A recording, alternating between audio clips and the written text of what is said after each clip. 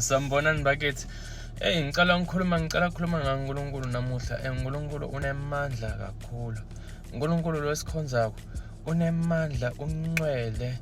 uNkulunkulu unemandla, udumisile, siyamdumisa namuhla ngayonke inhliziyo yethu shem.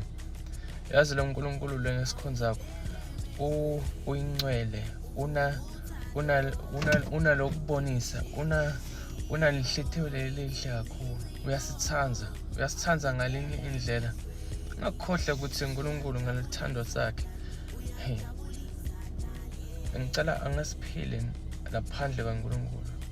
Asiphile naNkulunkulu kuphela. Ngicela ukuthi sisonzele sifuna yena uNkulunkulu yonke inhliziyo yethu. Siyekela nje ukugijimisa amadoda, sigijimisa abafati, sigijimisa imali izinto tala emhlabeni. Ngicela nje sizicucuke, sitshentshe, sigijimisa uNkulunkulu. Siyamdumisa namuhla Jesu, siyamdumisa namoya yakhe yonke inhliziyo yethu. Siyamdumisa.